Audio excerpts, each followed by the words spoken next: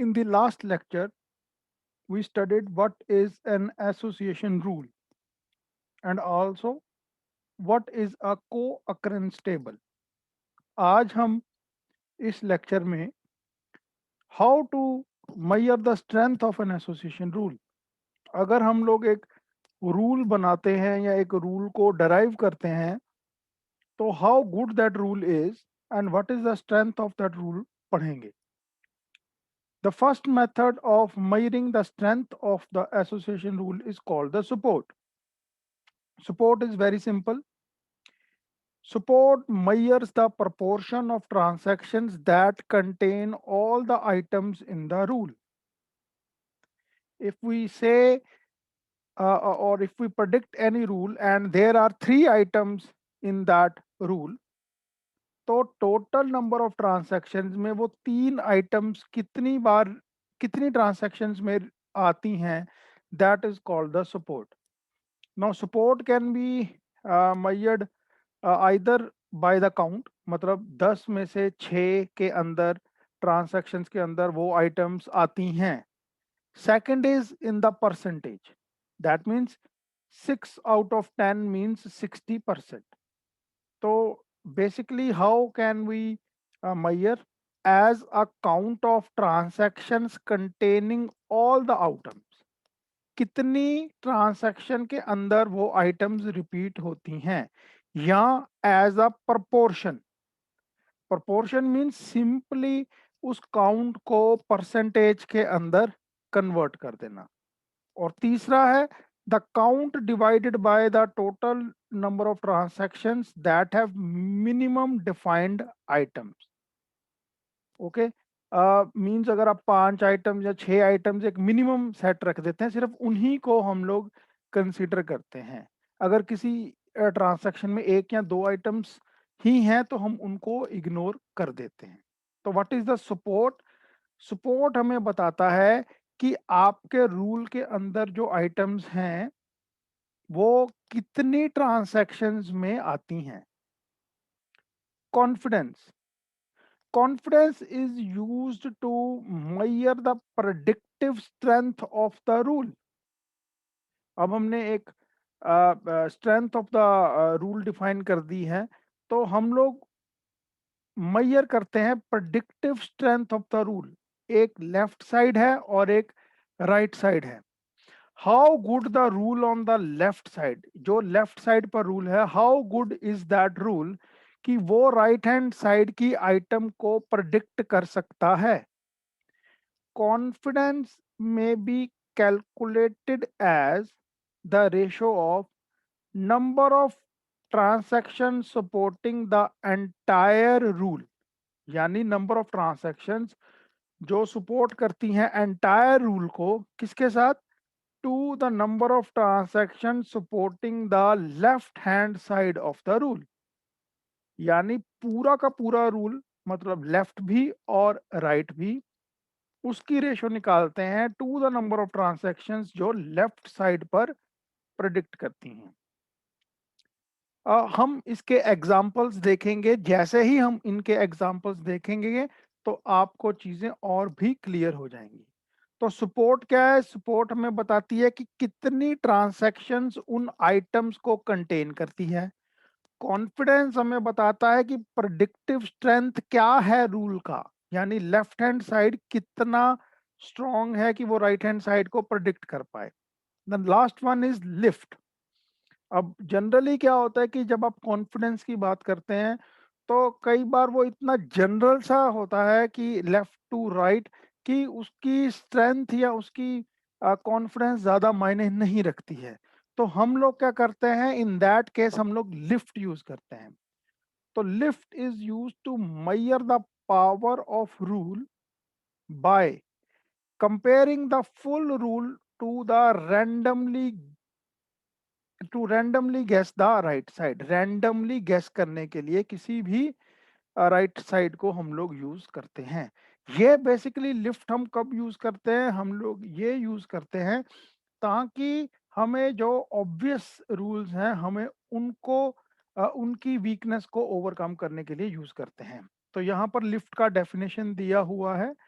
Lift is calculated as the ratio of the confidence of the rule to the prevalence of the right hand side.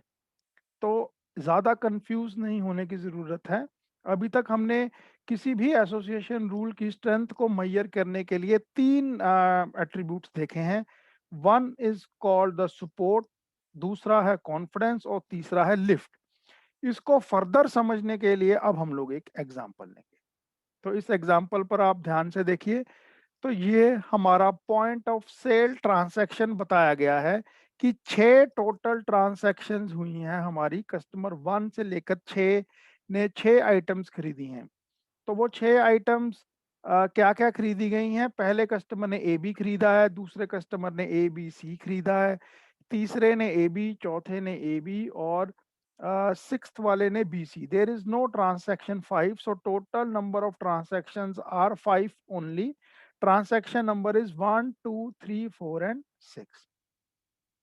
Now let us compute the support, confidence and lift for the following rules. हमारे पास कुछ rules दिए गए हैं। अब हम इन rules के लिए, ये रूल्स जो हैं वो निकाल लिए किसी तरह से। अब हम ये रूल्स कितने अच्छे हैं उसके लिए सपोर्ट, कॉन्फिडेंस और लिफ्ट निकालेंगे। तो फर्स्ट रूल क्या है? If A and B then C, if A and C then B, if B and C then A। तो अभी हम इसको देखने के लिए आगे बढ़ते हैं। तो this is our point of sale. So this is our point of sale और हमारे जो 3 रूल्स हैं। Okay, that's right. So let us start with the support. It refers to the proportion of transactions containing all the items in the rule. All the above 3 rules have the same items। यानी आपके rule के अंदर जो items आ रही हैं वो items कितने transactions के अंदर हैं। तो रूल नंबर 1 में कौन सी आइटम्स हैं? A B C. दूसरे रूल में भी वही सेम आइटम्स हैं और तीसरे रूल में भी वही सेम आइटम्स हैं। यानी तीनों रूल्स के अंदर आइटम सेम हैं। तो हम देखेंगे कि हमारी कितनी ट्रांसैक्शंस के अंदर ये वाली आइटम्स रिपीट होती हैं। तो द आंसर इज 1। यानी 1 आउट ऑफ 5 आइटम्स के ट्रांसैक्शंस के अंदर ही ये रिपीट होता है। तो सपोर्ट कितनी है हमारी? 1 divided by 5 is equal to 20%। यानी हमारे गिवन रूल्स यानी तीनों रूल्स का जो सपोर्ट है वो है 20%। Next is confidence. Confidence means the left hand side and the total rule. I repeat, left hand side and the total rule. तो लेफ्ट हैंड साइड पहले रूल की क्या कहती है? If A and B. तो ए एंड बी कितनी transactions में repeat होता है उसका सपोर्ट देखेंगे। ए एंड बी 5 में से 4 ट्रांसैक्शंस में रिपीट हो रहा है। तो ए एंड बी का कॉन्फिडेंस कितना है? 80%। दूसरा है if A and C. A and C सिर्फ एक ही ट्रांसैक्शन में आता है तो लेफ्ट हैंड साइड का कॉन्फिडेंस कितना है? 20%। लास्ट है if B and C. B and C 2 transactions में आता है तो the total support of the left side is 40%।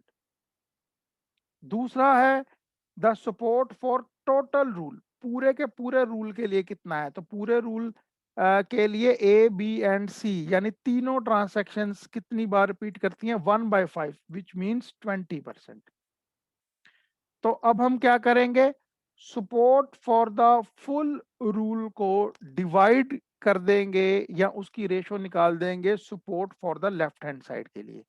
तो support for the full rule is 20 divided by 80 which means 25% confidence है। दूसरे में 20% एंड 20%, जब दोनों को डिवाइड करेंगे या रेशो निकालेंगे तो 100%। लास्ट में 20% बाय 40% मीन्स कि कितना कॉन्फिडेंस है हमें? 50%। 5%। तो सबसे पहले हमने क्या निकाला, सपोर्ट। सपोर्ट का मतलब होता है कि रूल का टोटल आइटम्स जो हैं वो कितनी ट्रांजैक्शंस में आती हैं। फिर हमने निकाला कॉन्फिडेंस। कॉन्फिडेंस में पूरे आइटम्स की सपोर्ट निकालते हैं, फिर लेफ्ट हैंड साइड की सपोर्ट निकालते हैं, फिर फुल रूल की सपोर्ट को के साथ रेशो निकाल देते हैं आपकी लेफ्ट साइड की सपोर्ट की। तो आंसर ये आ गया। The last is lift.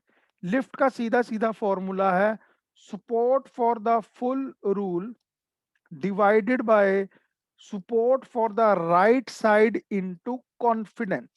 Into confidence, ये फॉर्मूला आपने भूलना नहीं है। Support for the full rule divided by support for the right side multiplied by confidence. Confidence तीनों का हमने निकाल लिया है 25, 150। तो ये हमने लिख दिया है यहाँ पर 2550। Support for the full rule जो है वो सेम है तीनों का 20%। तो वो यहाँ पर लिख दिया है। अब हमने क्या निकालना है, support for the right side. तो ध्यान से देखिए, राइट साइड पहले रूल की क्या है, सी। सी कितनी ट्रांसैक्शंस में आ रहा है, सिर्फ 2 ट्रांसैक्शंस में आ रहा है, यानी 2 out of 5 which means 40%। Next is B. B कितनों में आ रहा है, ध्यान से देखिए, बी जो है वो सभी ट्रांसैक्शंस में आता है, that means 100%। Last is A. A कितने में आ रहा है, 4 ट्रांसैक्शंस में, लास्ट ट्रांसैक्शन में नहीं आता है। तो what is the value, that is 80%। अब हम निकालने वाले हैं lift. Lift means support for the full rule divided by support for the right side into confidence. That means 20% divided by 40% into 25%। The answer is 2। इसी तरह से next का निकाला, दैट इज 0.2, और लास्ट का कितना है, 0.5। So this is how we compute the or we measure the strength of any rule, support, confidence and lift। तीनों का डेफिनेशन गिवन है, and with the help of an example हम लोग इसको मेजर भी कर सकते हैं। अब हम इस एसोसिएशन रूल माइनिंग को कहां पर यूज करते हैं, या what is the application of association rule mining, that is frequent item set mining. Frequent item set mining हमें यह बताती है कि हमारी सबसे ज्यादा फ्रीक्वेंटली बाय की जाने वाली आइटम्स कौन सी हैं। I repeat, frequent item set mining हमें यह बताती है कि फ्रीक्वेंटली बाय की जाने वाली आइटम्स कौन सी हैं। फ्रीक्वेंट आइटम सेट माइनिंग और frequent patterns are fast growing data mining techniques. ये हमें क्या बताती है, such as association rules, correlations, sequences, classifiers, clusters। ठीक है, हमें करना क्या है, हमें फ्रीक्वेंट पैटर्न्स को आइडेंटिफाई करना है आपके बाइंग पैटर्न के अंदर जो कस्टमर्स खरीदता है। तो फ्रीक्वेंट आइटम सेट माइनिंग जो होती है consist of following set and support for the items. सबसे पहले गिवन होता है आई। मैंने आपको पहले भी बताया था प्रीवियस लेक्चर में, आई क्या होता है, I is a set of all the items जो हम लोग हमारे स्टोर के अंदर सेल करते हैं। जैसे कि यहाँ पर बताया गया है कि I is equal to set of juice, pencil, soft drink, hard drink and apple. यानी हम लोग हमारे स्टोर के अंदर ये 5 आइटम्स सेल करते हैं। Then what is given is T. T refers to a single transaction, यानी एक ट्रांसैक्शन में कौन कौन सी आइटम्स को बेचा गया या खरीदा गया है। जैसे आप यहाँ पर देख सकते हैं, जूस एंड पेंसिल, एक में सिर्फ एप्पल, एक में जूस एंड एप्पल। ठीक है, तो दूसरे में जूस एंड पेंसिल। ठीक है, देन इस ये बताया गया कि टोटल नंबर ऑफ ट्रांजैक्शंस कितनी हुई है, टोटल नंबर ऑफ ट्रांजैक्शंस हुई है 3। तो पहली ट्रांजैक्शन में क्या बिका है, जूस एंड पेंसिल। दूसरी ट्रांजैक्शन में क्या बिका है, सिर्फ एप्पल। और थर्ड ट्रांजैक्शन में बिका है juice and apple. So total number of items given are 5, total number of transaction given are 3। तो सपोर्ट क्या है? Refers to the fraction or portion of transactions that contain a particular item set. अगर हम लोग एक item set की या सभी आइटम सेट्स की बात करते हैं, तो वो कितनी ट्रांजैक्शंस में रिपीट होता है, हम लोग उसको फाइंड आउट करते हैं। तो जैसा मैंने बताया कि जब हम एक एग्जाम्पल को देखेंगे तो चीजें और क्लियर होती हैं। तो let us start with an example. Let us consider the following example. Total number of items हमारे पास कितनी है? 5। तो टोटल नंबर ऑफ आइटम्स 5 हैं। Total number of transactions are 10। ये ट्रांसैक्शंस के आईडी है। तो total number of transactions are 10 and the total number of items are 5। तो यहाँ पर उन्होंने बताया है कि फर्स्ट ट्रांसैक्शन में 3 आइटम, सेकंड में 2, तीसरी में 3, चौथे में 1, फिफ्थ में 2। इस तरह से टोटल नंबर ऑफ ट्रांसैक्शंस का बाइंग पैटर्न जो है वो हमें बता दिया गया है। तो अब हम इसमें से निकालेंगे कि हमारी फ्रीक्वेंट आइटम सेट्स कौन सी हैं।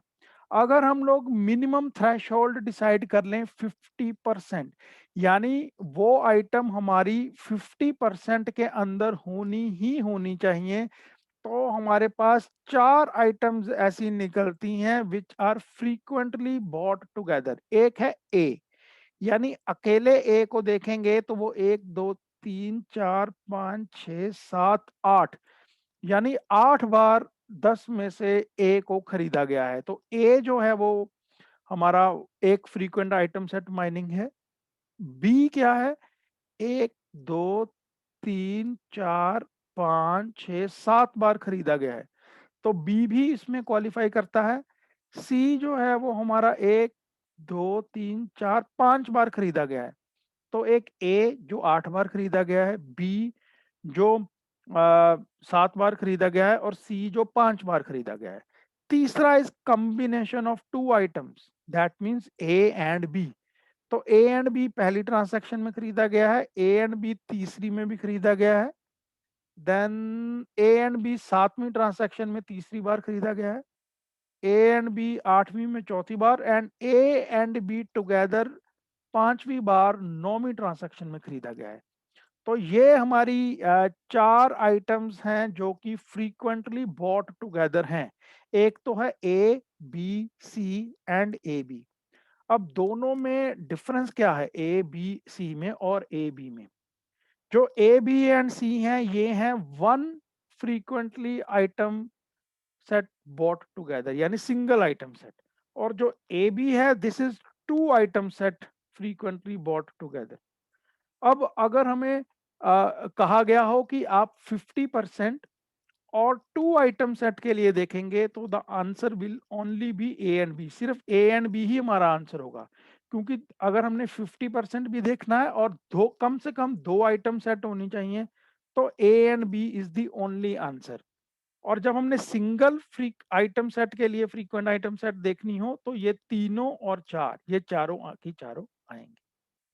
तो हमने क्या पढ़ा? Frequent item set mining is an example of association rules. जो हम लोग यहाँ पर देखते हैं तो हमें पता लगता है कि हमारी फ्रीक्वेंट आइटम्स कौन सी हैं जो बाय की जाती हैं। फ्रीक्वेंट आइटम सेट को कैलकुलेट करने के लिए भी एल्गोरिदम्स आती हैं, हम लोग उन एल्गोरिदम्स को बाद में पढ़ेंगे। तो हम ये सब यूज कहाँ करते हैं? हम लोग एक टॉपिक है मार्केट बास्केट एनालिसिस। हम लोग बेसिकली ये सब जो कर रहे हैं वो मार्केट बास्केट एनालिसिस के लिए करते हैं। बहुत बड़ी बड़ी कंपनियां like Amazon, Flipkart, Snapdeal, Reliance के सारे ग्रुप्स, फ्यूचर ग्रुप जो रिलायंस का अब पार्ट है, all these major companies perform the market basket analysis, and market basket analysis is a classic example of frequent item set mining। यानी कौन कौन सी आइटम्स इकट्ठी खरीदी जाती हैं। मार्केट बास्केट एनालिसिस इतना ज़रूरी होता है कि हमें ये फाइंड आउट करने के लिए कि कस्टमर का बिहेवियर क्या है। जब कस्टमर एक आइटम खरीदता है तो वो उसके साथ क्या क्या खरीदता है, या किसी एक आइटम खरीदने पर वो दूसरी आइटम कौन सी नहीं खरीदता है। इसका एक एग्जांपल देकर मैं आगे बढ़ूंगा। इसका एक एग्जांपल है रिकमेंडर सिस्टम्स। जब आप नेट पर कभी अमेज़न को या किसी चीज़ को आप सर्च कर रहे हैं या उसको, फिर आप देखते हैं कि आपको सजेशन आने शुरू हो जाते हैं कि आप ये भी खरीद सकते हैं। तो how do they analyse that? Through the market basket analysis और the frequent item set mining. What is market basket analysis? Association analysis is closely identified with the market basket analysis. What it is used to? Basket analysis use किसके लिए किया जाता है? It is used to generate association rules. जैसा मैंने बताया, if A and B then C, if apple then banana, if laptop then pen drive, these type of rules are generated with the help of the market basket analysis. हमें जो customer है वो दिन में कितनी आइटम्स खरीदता है या टोटल नंबर ऑफ आइटम्स जो बिकी हैं, कितनी ट्रांजैक्शंस हुई हैं, हमें बता दिया जाता है। हम लोग उससे उसकी बाइंग हैबिट्स यानी कस्टमर की बाइंग हैबिट्स को प्रेडिक्ट करने की कोशिश करते हैं। For example, a relation that customers buying soft drink are most likely to purchase chips, यानी सॉफ्ट ड्रिंक टू चिप्स। जो लोग सॉफ्ट ड्रिंक खरीदते हैं वो चिप्स भी खरीदते हैं। इसकी सपोर्ट कितनी है? 60%। और इसके ऊपर कॉन्फिडेंस कितना है? 75%। अगर ये वैल्यू आपके थ्रेश होल्ड से, आप थ्रेश होल्ड कुछ भी ले सकते हैं, 40%, 50%, अगर ये रूल आपकी थ्रेशोल्ड वैल्यू से ज्यादा देता है, सपोर्ट या कॉन्फिडेंस का मैयर, तो आप मानते हैं कि ये रूल इंपॉर्टेंट है। तो मार्केट बास्केट एनालिसिस हमें इन चीजों में हेल्प करती है। Levels of market basket analysis, ये एक इंपॉर्टेंट टॉपिक है। मार्केट बास्केट डेटा लेवल्स की जब हम बात करते हैं तो हम लोग डेटा की बात करते हैं। डेटा कि कस्टमर ने क्या खरीदा हमारे स्टोर से या हमारे मल्टीपल स्टोर से, किस दिन खरीदा। Market basket data is point of sale और ट्रांसैक्शन डेटा। यानी मार्केट बास्केट डेटा क्या है? जब आपने एक कस्टमर को कोई सामान बेचा तो उस तरह की ट्रांसैक्शंस को लेकर जो हम डेटा बनाते हैं उसको बोलते हैं। That करेक्टरिस्टिकली describes 4 entities. तो कौन सी 4 एंटिटीज जो हैं वो इन्वॉल्व होती हैं जब एक कस्टमर प्रोडक्ट को खरीदता है? वन इज स्टोर, उसने कौन से स्टोर से प्रोडक्ट को खरीदा। कस्टमर का नाम क्या है? आजकल आप जब भी जाते हैं तो वो बिल काटते समय आपसे पूछते हैं कि what is your mobile number. तो वो बेसिकली इस डेटा को जनरेट करने के लिए कि कस्टमर की डिटेल्स को सेव करने के लिए लिया जाता है। तो फर्स्ट इज कौन से स्टोर से, कौन से कस्टमर ने, ठीक है, कौन सा ऑर्डर नंबर था वो, और उसके अंदर कौन सी आइटम्स खरीदी गई। यानी एक कस्टमर ने कौन से स्टोर पे कौन से ऑर्डर नंबर के अगेंस्ट कौन कौन सी आइटम्स खरीदी। That is called the different entities which are involve in the market basket analysis. तो यहाँ पर आप देख सकते हैं सेंटर में we have an order, all these are connected to each other.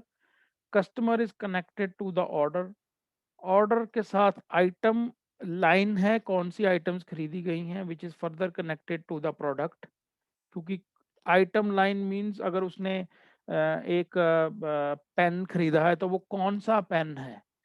तो order is again connected to the store.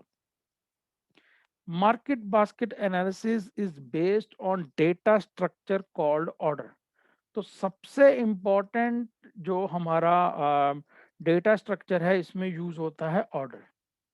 इस ऑर्डर डेटा स्ट्रक्चर के अंदर सारी की सारी, अगर आप ध्यान से देखेंगे तो फॉरेन कीज हैं to the primary keys of the other tables. जैसा कि यहाँ पर एक इसकी खुद की प्राइमरी की है ऑर्डर आईडी। ओके, कहाँ से खरीदी गई? स्टोर आईडी, वो हमें कहाँ से मिलेगी? ये रही उसकी प्राइमरी की। नेक्स्ट इज कौन से कस्टमर ने खरीदी, दिस इज द फॉरेन की। और कस्टमर की डिटेल्स कहाँ से मिलेंगी? कस्टमर टेबल से। then order date and order time and total invoice, they all are part of the order. फिर इसके अंदर एक आइटम होगी जो यहाँ पर दिखाई नहीं दे रही है, that will be the item ID. आपने कौन सी आइटम आईडी खरीदी, कौन सी आइटम खरीदी, उसका प्रोडक्ट आईडी क्या है। जैसे मैंने बोला ना पेन, अब पेन कितनी तरह के हो सकते हैं, तो ये प्रोडक्ट आईडी कहाँ से आएगा, अल्टीमेटली यहाँ से। तो इस पूरे नंबर ऑफ टेबल्स के बीच में जो हमारा सेंट्रल डेटा स्ट्रक्चर है वो क्या है, ऑर्डर। सब कुछ इसमें है, and it is then further connected to customer, store and item. It is not connected to the product. Product के साथ कौन कनेक्टेड है, item, line item. So please market basket analysis हमें हेल्प करता है, हमें एसोसिएशन रूल्स यानी frequent item set को आइडेंटिफाई करने के लिए। इसके जो लेवल्स होते हैं उसमें चार चीजें आती हैं, and this is how we predict.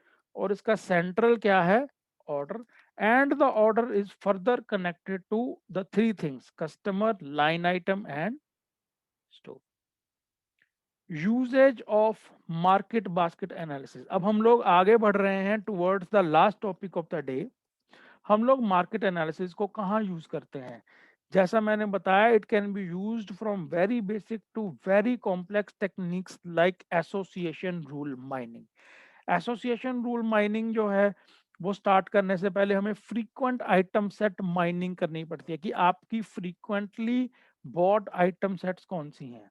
तो these are the four examples where we use the market basket analysis. Okay, average number of orders and per customer only in cases where it is possible to identify the customer। आप छोटे store में जाते हैं, वो bill जरूर बना देंगे लेकिन वो कस्टमर की डिटेल को सेव नहीं करते हैं, और जहां पर कस्टमर की डिटेल को सेव नहीं किया जाता है वहां पर पॉइंट नंबर वन अफेक्टिव नहीं है। दूसरा है एवरेज आइटम्स पर बास्केट, कितनी आइटम्स एक बास्केट में खरीदी जाती हैं। Change in average number of unique items, कितना चेंज आ रहा है आइटम्स के अंदर। And the last is average purchase size of customers, कितना बड़ा एक कस्टमर का मार्क बास्केट है। Basket means one order. Now let us start with our first and the only algorithm that we are going to do is called the a priori algorithm। a priori algorithm use किया जाता है to identify the number of frequently bought item sets। ये one item के लिए भी निकाला जा सकता है, टू आइटम के लिए भी, थ्री आइटम के लिए। हम लोग कितनी आगे तक जाते हैं, जब तक वो हमारे मिनिमम कॉन्फिडेंस या सपोर्ट को थ्रेश होल्ड वैल्यू को से ऊपर होता है, हम लोग आगे बढ़ते रहते हैं। यूज ऑफ एसोसिएशन रूल यहाँ पर बताया गया है। The retail shops use association rules to place items frequently bought together. आप स्टोर पर कौन सी आइटम किसके साथ लगेगी उसमें हेल्प करता है। It helps in is used by the online merchandise stores, मैंने आपको अभी बताया है कि रिकमेंडर सिस्टम में ये यूज होता है। नेक्स्ट इज सर्च इंजन्स में भी ये यूज होता है। तो let us start with the apriori algorithm. आज मैं आपको सिर्फ उसका एक एग्जांपल ही बताऊंगा जिससे आपको अप्रोरी एल्गोरिदम क्लियर हो जाएगी। Please focus. This is a slightly complex topic, but once you understand it, then every calculation is just like passing time. Okay, let us start. How many number of transactions have been given? T1, T2, T3, T4, and T5. That's right. Total number of transactions are 5. First transaction में कौन कौन सी item खरीदी गई हैं? I1, I2, I3, I4, I5 and I6। Similarly her transaction में कौन कौन सी आइटम्स खरीदी गई हैं वो हमें गिवन है। अब हमने करना क्या है, अब हमने फ्रीक्वेंटली बॉट आइटम सेट्स जो हैं वो निकालने हैं। ठीक है, one item set, two item set, three item set. लेकिन कब तक निकालने हैं? जब तक उसका जो मिनिमम थ्रेशोल्ड वैल्यू है वो 60% से ज्यादा होना चाहिए। तो स्टार्ट करते हैं। ये जो हमें डाटा दिया गया है T1 T4 T1 से लेके T5 तक, total number of items are 10। तो हम लोग ये देखेंगे कि 10 या 11 भी है शायद इसके बीच में कहीं पर। T11 भी कहीं पर दिया होगा। Let us identify where the T11 is I11 is given. It might be a mistake or not there. So हमें जो डेटा दिया गया है यहाँ पर, अब हम देखेंगे कि I1 कितनी बार आता है। I1 देखिए कितनी बार आ रहा है, एक बार, दो बार और तीन बार। ये जो चौथी बार आ रहा है शायद दिस इज T11 I11, या इसमें से एक में गड़बड़ हो रही है, हम लोग इसको चेंज करके I11 कर ही देते हैं। ठीक है, तो आइटम 1 कितनी बार रिपीट होता है, 3 बार। आइटम 2 कितनी बार आता है, एक बार, दो बार, 3 बार और 4 बार। That is right. इसी तरह से हम item 3, item 4, item 5, item 6, 7, 8, 9, 10 and 11 के लिए निकालेंगे। तो ये कितनी बार रिपीट होता है, तो मिनिमम थ्रेशहोल्ड वैल्यू कितनी है, 60%। यानी कम से कम आइटम 3 बार रिपीट होनी चाहिए, तभी वो 60% बन सकती है। यानी 3/5 × 100, या 4/5 × 100, या 5/5। तो इसमें से हम देखेंगे कि ये वाला जो I6 है ये बाहर हो जाएगा, क्योंकि ये 2 बार खरीदा गया है 5 ट्रांसैक्शंस में से, यानी I6 बाहर हो जाएगा।